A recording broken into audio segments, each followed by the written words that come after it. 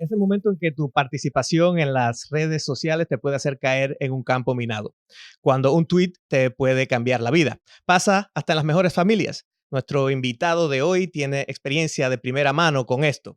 Hablamos con él de cómo reaccionar y cómo recuperarse. Mi nombre es Irán Enríquez. Vivo con un pie en el mundo de las comunicaciones y el otro en el mundo de la tecnología. Terminé por conectar mis pasiones en esos terrenos que cada vez se hacen más complejos y a ratos parecieran irreconciliables. Me di cuenta de que esto para mucha gente es un reto, pero como individuos interconectados tenemos una nueva fuerza. Estos son nuestros desafíos y responsabilidades. Este es el Quinto Poder. Hola y bienvenidos a este nuevo episodio de Quinto Poder. Quinto Poder es presentado por Content Mist. ContentMist.com te ayuda a conectar con tu audiencia en las redes donde quiera que esté. Y mi invitado de hoy es un gran colega y amigo, Ignacio Greifenstein, nos acompaña desde Bogotá, en Colombia. Ignacio es un periodista con una brillante carrera en el periodismo en su país natal, en Colombia, y también en Estados Unidos, en el periodismo hispano de Estados Unidos, donde fue fundador de CNN en español también. Y en Colombia ha sido, además de periodista, ejecutivo de varios medios de prensa estatales y también privados. Así que es una persona con una brillante trayectoria. Ignacio, bienvenido a Quinto Poder. Gracias a ti, Irán. Un saludo muy grande desde la distancia. Muchísimas gracias por esta invitación. Me alegra tenerte aquí y con esta introducción cabe decir que a Ignacio lo conozco hace muchísimos años. Lo conozco como un profesional excelente y sobre todo una persona cabal. Entonces, sabemos que tiene una vasta experiencia editorial en muchos medios y en la mirada pública, digamos. Sin embargo, hoy queremos hablar de cierto episodio que le pasó recientemente relacionado con las redes sociales y precisamente queremos indagar sobre las circunstancias y lo que pasó con este acontecimiento en el sentido de que queremos, como hacemos en este espacio, que está dedicado a las personas que de momento se ven al frente de una cuenta social o de que tienen que manejar ambientes digitales en los cuales se convierten en editores de sus propios medios de prensa, pues queremos sacar enseñanzas de las cosas que le han pasado a la gente, incluso a la gente más profesional. Entonces, Ignacio, creo que debemos hablar por empezar por contar los hechos. ¿Qué pasó de acuerdo contigo? Sin que entremos en los detalles políticos del asunto, porque evidentemente esa no es la parte que nos interesa en este momento, pero sí para que hagamos la historia de más o menos que la gente sepa de qué estamos hablando. Muy bien, te voy a hacer la contextualización necesariamente con algún contenido político porque las cosas sucedieron así. Comienzo por contar que yo era director del Servicio de Televisión de la Vicepresidencia de la República. En Colombia existe una oposición bastante fuerte, comandada por el candidato perdedor que se llama Gustavo Petro. Los seguidores se llaman petrismo. Hace una oposición desde todos los aspectos, incluyendo desde las redes sociales. Es conocido el petrismo porque tiene lo que se llama la bodega, o sea, una serie de robots que trabajan políticamente por él, etc. Una noche yo estaba mirando cómo dos personas que podían ser reales, esos robots, atacaban ferozmente políticamente a alguien. Se trataba de unas damas muy parecidas a aquellas que ve uno en los sitios web de porno. Entonces yo escribí un tweet en forma de pregunta diciendo, ¿por qué será que en Twitter hay tantas fanáticas petristas con pinta de putas? Evidentemente fue un tweet políticamente incorrecto, muy políticamente incorrecto. Después vamos a ver las enseñanzas que sacamos de ahí. Esto dio lugar, obviamente, a una viralización muy grande, en la cual, obviamente, pues la oposición aprovechó mi posición de ser parte del gobierno para atacar al gobierno, etcétera, y todo el episodio terminó con mi renuncia, pues porque evidentemente yo era mi responsabilidad, yo la asumí totalmente y renuncié por vergüenza con el presidente de la República por haber creado ese problema que no era suyo. Eso básicamente fue lo que sucedió. Los hechos. Entonces vamos por parte porque, bueno, lo que sucede es que tú haces un tweet sobre cierta situación, es un tweet un poco elevado de tono, se convierte en un fenómeno viral y tiene expresiones de todas partes, obviamente con respecto a eso. Y dada la situación que se creó, bueno, pues termina con tu renuncia.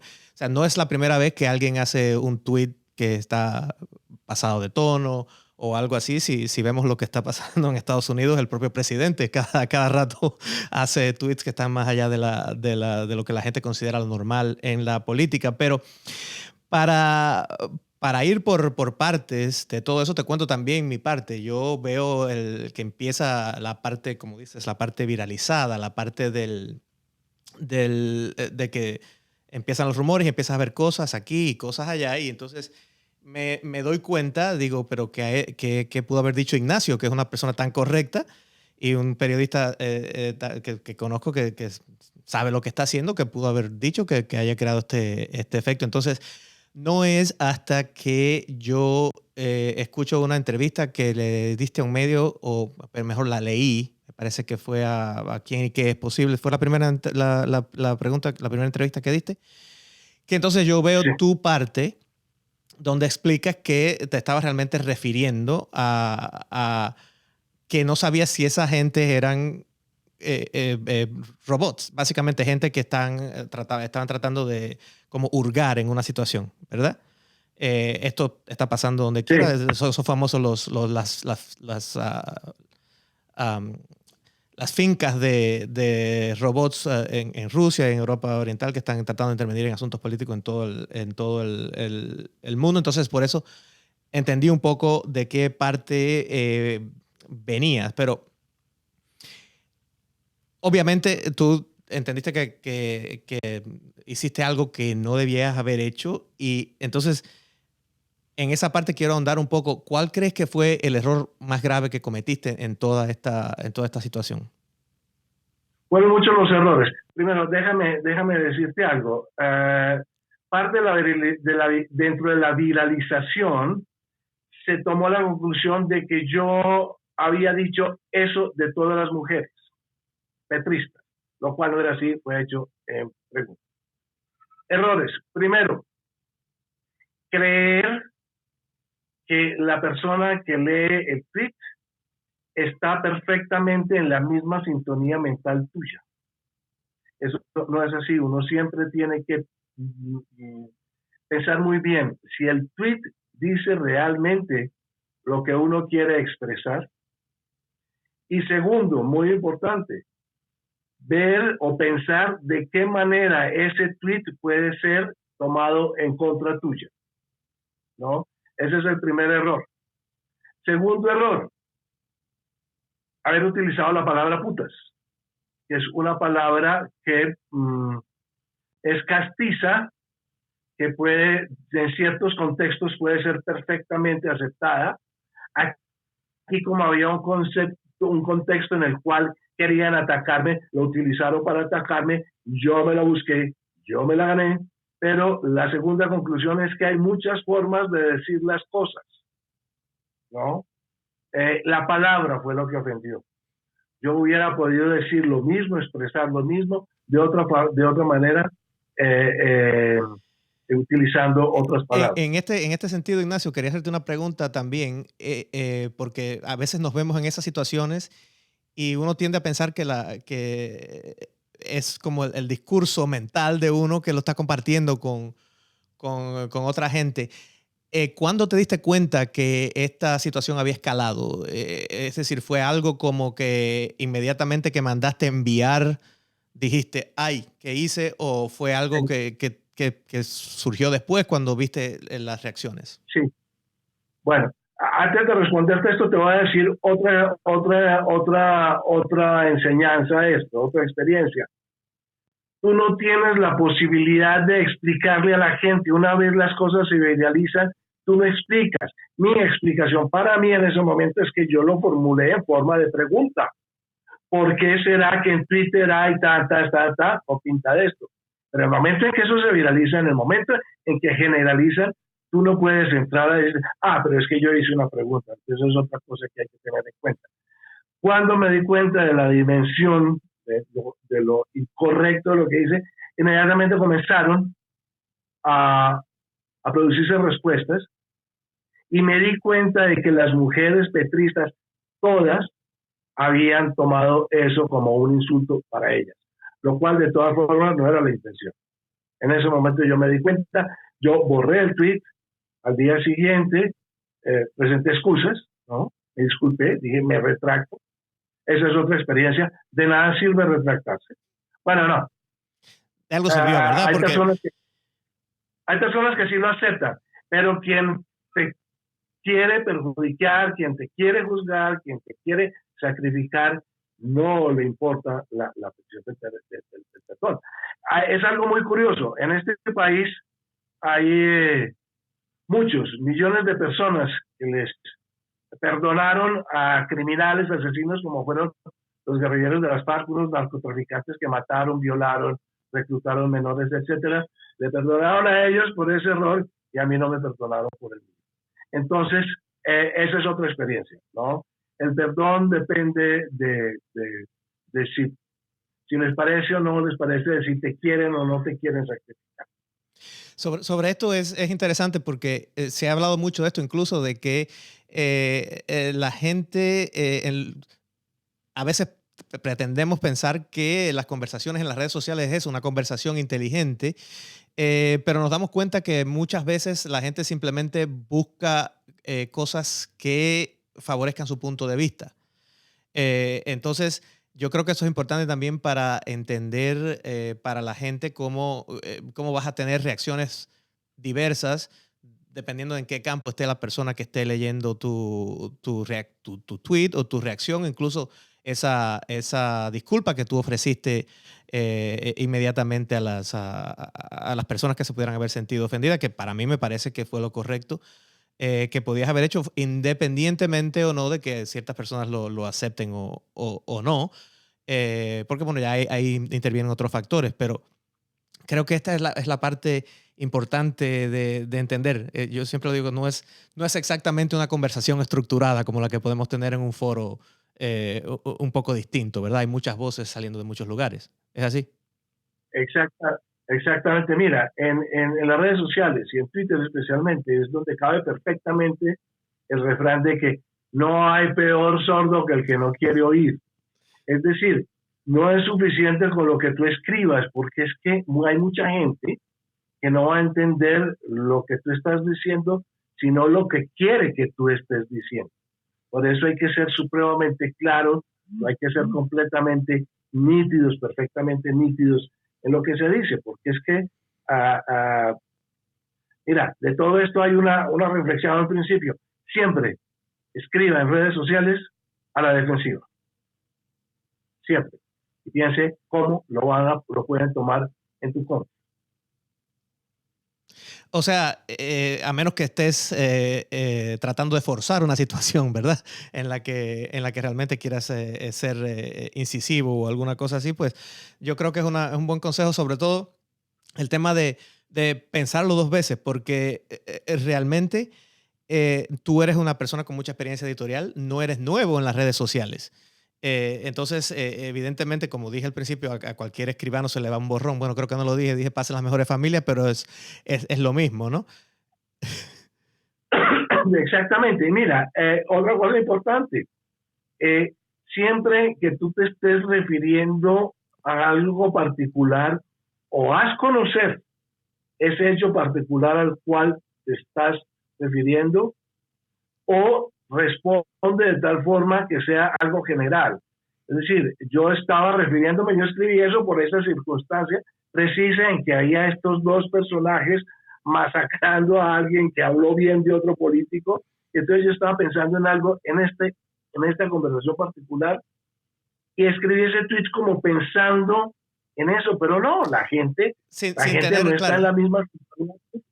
Claro, sí, sí, no, y sobre todo gente que puede leer ese mensaje, ya sea en Twitter, Facebook, donde sea, en un contexto aislado, que no es el contexto de algo que les permitiría entender mucho mejor de dónde vienen esas frases o esos planteamientos que estés haciendo. Así que yo creo que esta es otra cosa importante también de la gente que está enfrentándose a situaciones de este tipo, situaciones donde va a hablar de algo complicado o comprometedor o algo que pueda herir sensibilidades, pues tener en cuenta cómo se hace referencia en lo mejor posible al contexto en el cual estas cosas se están diciendo, ¿verdad? Porque uno ve un tweet y no sabe qué hay detrás de todo eso. Mira, y si se trata de alguien que vaya a tuitear o que vaya a decir algo desde el punto de vista político, vale la pena hacer el ejercicio, aquel ejercicio que se hace siempre con los políticos cuando van a hacer una entrevista. Entonces, ¿qué me pueden preguntar? ¿Qué les respondo? Todo. Siempre piensa en qué forma te pueden responder para tener una contrarrespuesta siempre, ¿no? Ignacio, una Todo eso pregunta, hay que tener. sí, una pregunta sobre esto también con respecto a la diferencia entre estar hablando en redes sociales desde una cuenta privada y cuando se está hablando desde una cuenta pública o la cuenta oficial de una institución, una entidad a la que uno representa, ya sea una corporación o algún organismo público. El hecho de que estés hablando de una cuenta privada te hace bajar la guardia un poco. Sí, mira, siquiera lo mencionaste porque ese fue otro de mis errores, ¿no? Yo podía estar hablando a nombre mío, independientemente, individualmente, pero el público no lo ve así. Mal que bien, yo era una persona que pertenecía al gobierno y de todas formas me asociaba con él, así yo no estuviera, así no fuera ese el sentido del gobierno, ¿no? Siempre te reconocen como eso. Entonces, ese fue otro error, un error grande. Sí, y bueno, quizás los que hemos estado en el periodismo, en organizaciones internacionales, organizaciones grandes, también tenemos eso también un poco en la parte de atrás del cerebro que siempre te está diciendo eso que te martillaban de cualquier cosa que tú digas, aunque lo digas a título personal, está reflejando la organización a la que perteneces. Así que es algo que no solamente es en la política, es en cualquier sentido, ¿no? Sí, pero fíjate una cosa que yo creo que eso ha cambiado mucho. Nosotros, en la época en que trabajamos juntos, estábamos completamente en el centro, en donde no hablábamos ni para este lado, no se utilizaban adjetivos ni nada. Pero en estos momentos, lamentablemente, muy lamentablemente, estamos dentro de lo que yo llamo un periodismo panfletario, en el cual los periodistas toman partido y los periodistas no solamente informan, sino que editorializan, en la que los periodistas no entrevistan, sino que regañan, ¿no? Ya las cosas no son así, pero hay que saberlo de todas formas. Entonces, si estás con el gobierno, pues te identifican como parte del gobierno. Claro, ¿no? Y sobre todo, bueno, también el mundo corporativo lo hemos visto de personas que se han metido en problemas por decir cosas o que tienen algo que ver con las corporaciones, ¿verdad? ¿Has tenido, o sea, cómo evalúas los costos tanto emocionales como físicos, como independientemente de la decisión que tú tomaste de renunciar? Pero ese costo de las reacciones adversas que tuviste tanto en las redes sociales como me imagino también físicamente, ¿cuál es la extensión que tomó todo esto? Bueno, mira, de todas maneras, uno nunca se imagina que va a estar metido en algo como esto. Yo digo que yo me sentía como en la punta de un tsunami, porque no sabía que estaba sucediendo. Eh, yo creo que las consecuencias, quien quiere hacerte el daño político, te hace el daño político, ¿no? Eh, pero como todo fue algo que se viralizó, se acabó, a mí nunca nadie en la calle me ha dicho algo, ¿no? Por ahí de vez en cuando en Twitter dicen, ¿y usted? ¿Usted volvió a tuitear? ¿Usted todavía está en Twitter? pues yo le doy mi respuesta.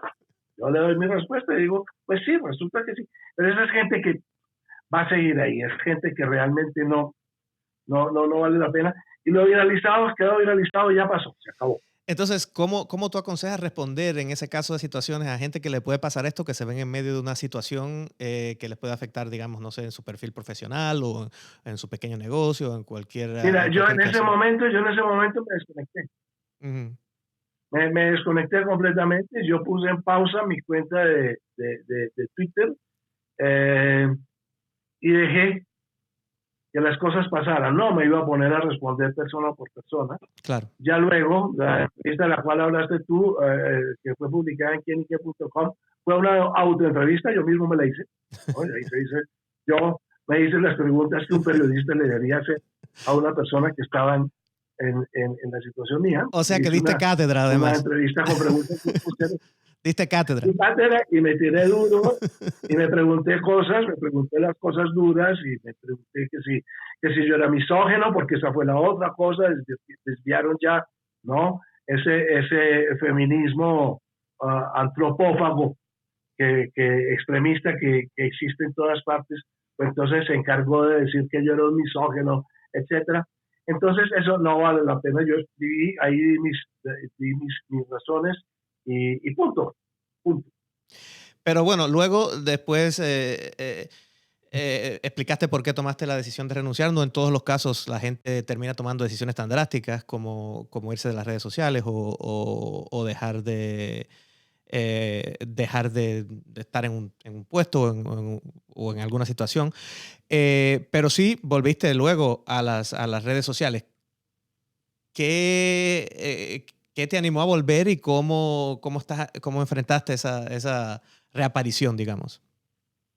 No, me animo a volver porque es que mis errores comete todo el mundo, un error y punto, ¿no? Te cuento que también tuve muchos seguidores, ¿no? Aumentaron mis seguidores en Twitter, tuve muchas respuestas de respaldo, etcétera.